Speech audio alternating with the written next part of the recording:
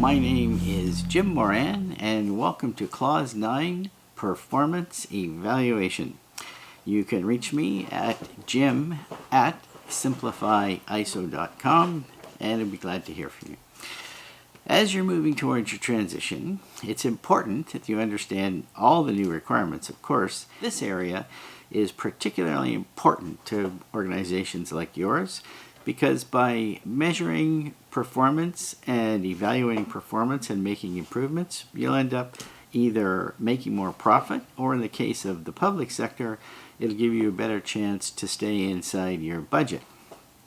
There are three areas that are important to consider in this particular section. First of all, monitoring activities require a bit more structure. The next item to consider is the fact that there is a new requirement in the list of things that you need to monitor and measure. And then finally, because of this new requirement, there's been an addition to management review on the input side. So let's get started with the new structure that's required in monitoring and measurement.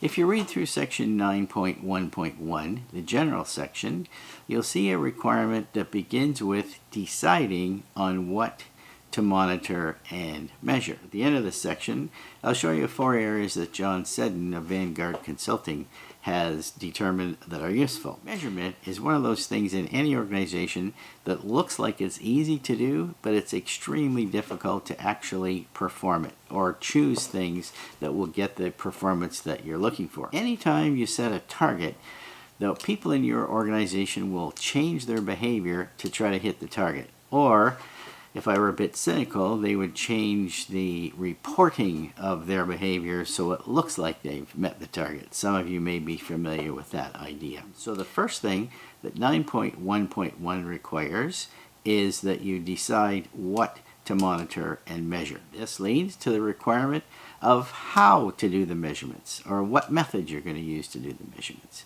Then we come to the requirement for deciding when to do the analysis. And the final requirement is to determine when the results will be evaluated and analyzed. There's no requirement stated in 9.1.1 to declare when you're going to report the results, but you'll decide that on a case-by-case basis. In fact, there may be some activities you're measuring and monitoring that would be reported either more frequently or less frequently than others. John Seddon of Vanguard Consulting identified 4 key areas to measure and monitor in your organization or in any organization. Naturally, anything to do with customers is at the top of everybody's list. We need to know what they're thinking, how they're behaving, how they're responding. And remember, sales is only an indication of how much you've sold. Sales is not necessarily an indication of how satisfied your customers are. Another area he has identified as being important for measuring and monitoring are processes. It's easy to say we're measuring processes, but it's somewhat difficult to do. It would certainly be to your advantage to look up process measurement on the internet. You'll find millions of hits and pick some that you think would bring you the most value. Some of you may already have KPIs in place. That's sometimes an indication of a process measurement. And make sure that you have a good hard look at the KPIs that you're working with to ensure that there are not too many of them and ensure that there are enough of them. Sometimes organizations pile on the KPIs thinking that they'll have great information to make business decisions from, but they end up with so much data it's hard to sift their way through it, and it isn't always easy to decipher what the actual situation is. So after customer, after process, the third area he talks about is system measurement. Is the system producing the results that you want? How are you measuring this to make sure that the system is producing the results that you want? Some of you may use statistical process control. Call centers have all kinds of measures that they take, and it's important to take a good hard look at the things that you really need to know to make the business decisions that will make your company successful. The last area he talks about is capacity. And if you look back at section 8.2.3, this is the determining customer requirements in ISO 9001-2015. You'll see a requirement there to determine whether you can meet customer requirements, to determine your capacity. The other value from measuring capacity is that it'll give everybody a better picture of timelines, and you'll be more likely to achieve on-time shipment. Another area that's changed in the standard is the list of things you have to measure, 9.1.3. In 9.1.3, you'll see a requirement to determine the effectiveness or assess the effectiveness of your risk and opportunity management activities. Then this leads to a new requirement in management review. In 9.3.2, you'll see a requirement to assess the effectiveness of your risk management activities. Those two go together. After you've decided on determining what to measure, what to monitor, you'll see 9.2 is internal audits. Nothing new here. Your current internal audit activity will meet all the requirements in the new standard, but some of the things you might want to consider when you're doing internal audits is to use the process flow approach for auditing. Audit the processes in your organization from the time the customer contacts you until their order is fulfilled, their requirements are fulfilled. It's important to remember that internal audits can be used as a very, very valuable tool to help you find ways to improve the effectiveness of your management system.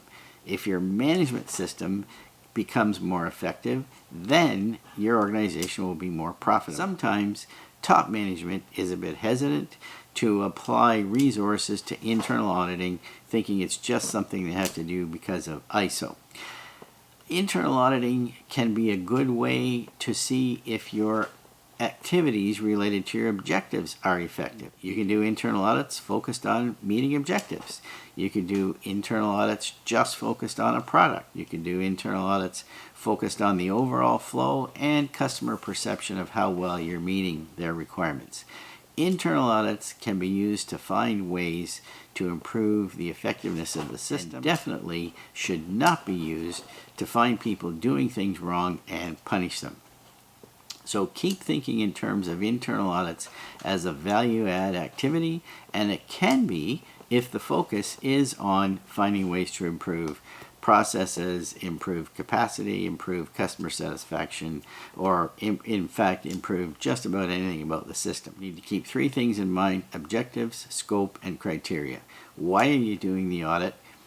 How big is the audit? That's the scope. And what criteria are we auditing against? Make sure top management understands that the audit is going to help them learn about how well the system is operating. That's one of their requirements in 5.1.1. They have to take accountability for the effectiveness of the management system, and they can demonstrate that they've done this if they read the internal audit report and review it in management review in section 9.3. So don't overlook the possibility of auditing by process, auditing by objectives, auditing for flow, and making sure that you find ways to remove waste after the audit. So that brings us to the end of performance evaluation. And just remember, there are new requirements around structuring what you're going to monitor and measure. There's a new line item in what to measure, 9.1.3, and then of course that new line item shows up in management review.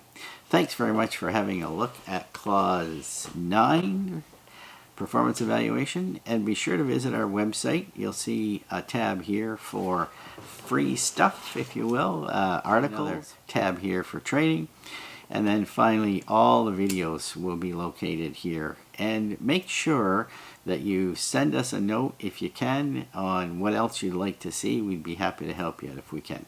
Thanks again. Jim Moran, Jim at simplifyiso.com, and be sure to check in for the final video improvement.